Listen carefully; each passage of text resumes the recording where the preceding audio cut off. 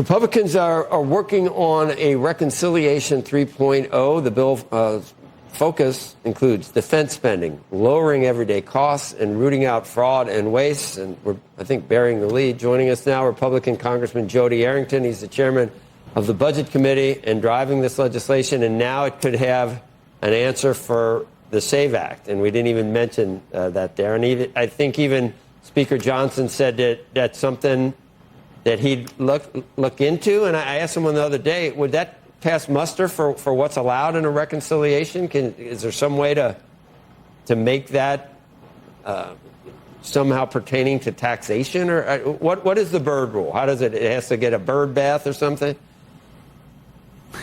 Well, the bird compliance central to that is a material budget impact. So it can't be primarily policy. It has to be primarily budget in nature, and you can do that by an incentive grant program as opposed to a federal mandate, which is what the SAVE Act would be, which would require the 60-vote threshold in the Senate.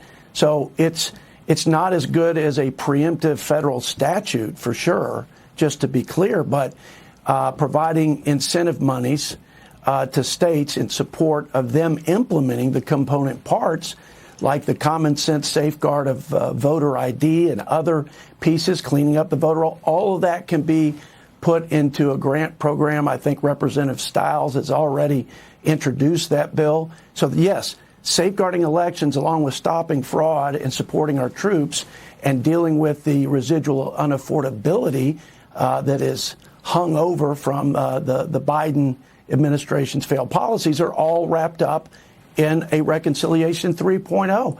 And I think it's our only viable legislative option now, between now and November, to actually execute on these things. That's very interesting and clears up a lot of things, Mr. Chairman. I think my favorite thing is in mainstream media when I hear that voter restriction legislation. Because apparently we want to restrict the voting to U.S. citizens somehow. And that's just one side just is not ready for that, are they? To actually restrict the voting to people that are actually U.S. citizens? How is that not already done? How is that not done already? Well, there's a long list of radical ideas from the New Democrat Socialist Party, but that has to be on the top of the list of head-scratching ideas and notions that it would be offensive to have people other than American citizens voting in elections, and to have, again, a basic safeguard that you'd have to show your ID like you do to get on a plane or check in a hotel or buy a six-pack of beer.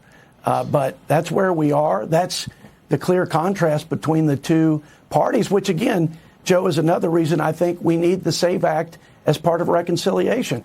I haven't seen many Democrats that didn't jump when you dangled some money in front of them. So there is the hope that if you put some incentive money, states led by Democrats might just engage in implementing these safeguards. But if they don't, it'll be just another way to delineate what Democrats stand for and what Republicans want to try to do to make this country safer, stronger, and more prosperous. You need a scorecard to remember everything. Who was against reconciliation? Was Speaker Johnson against? Some people that we had on were full bore ahead, like you. And I think you want to do it before July 4th. There were some that don't want to go into what's behind either not wanting to do it or being reticent about it. And what are the chances that you do get something? It's not going to be before July 4th, obviously. Is it? No, it won't be before July 4th, but I think we can get a lot of it done before the August recess. I think we should stay and work through the recess and get it all done. But there are, I think, 3 legislative weeks in July. Then we have the whole month of September. I think the people that have been most reticent, Joe, are some of our members in the most competitive districts, purple or blue districts. Yeah. And but listen, the Democrats are going to continue to perpetuate the lie that we're cutting benefits from vulnerable Americans. We're stopping criminals from stealing hard-earned tax dollars that are jeopardizing the sustainability of these programs supporting vulnerable Americans. I mean, that's the focus. $500 billion, not my numbers, the Government Accountability Office, $500 billion in fraud. That's $1 million a minute every hour of every day for an entire year. That's what we're leaking in terms of our government and our treasury being defrauded. It's Texas and California's budget combined. It's larger than the economies of over half the countries in the world. The president the president's forcing the issue, obviously, with the housing thing. Did you disagree with what he did in terms of sort of using that as a cudgel to try to get people to move on this, I guess? Is that what it was?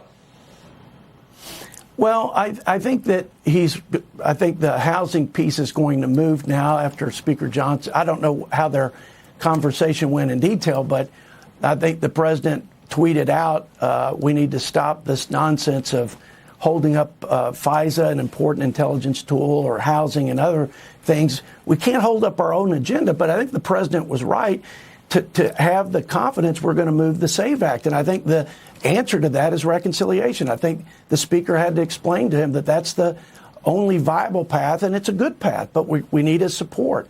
So I think we're going to see things start to move pretty rapidly, and we're going to have to move expeditiously to get the 3.0 in a place where we're done by September. But it's more than doable. We're 90% of the way there in the House. And if the House does its job and unifies, then the Senate will follow. Yeah, and there's just no stomach in either the House or the Senate for the filibuster, for getting. And you think the Democrats? You think that's the first thing they do, if they were ever to, if they did have the ability? It's a great question. It's an interesting debate. I do agree with the president with regard to how important the SAVE Act is. But I've been doing this thing for now 10 years. And I've heard every year, if we don't do it, the Democrats will do it. And if the Democrats don't do it, the Republicans will do it. Here's the thing. The top priority of the Democrats, when they were in charge, was to codify the fraud-ridden COVID election laws. They wanted amnesty. They wanted a court pack. They wanted statehood for D.C. and Puerto Rico, minimum wage law. I go down the list. And, you know, you can probably change election laws as the pendulum swings from one party to the other. If you do away with the filibuster, here's what you can't change. You can't change statehood for Puerto Rico very easily, and you certainly can't undo amnesty. So I think that mutually assured destruction dynamic is real, and I think some senators believe that. So we have a vehicle, Joe. It's reconciliation. Let's all rally behind it, and let's finish the job the people sent us here to do with unified Republican leadership. We'll see. All right, Chairman Arrington, thank you. Is it Thank Friday? you, Joe. It is Friday. Happy Friday. Coming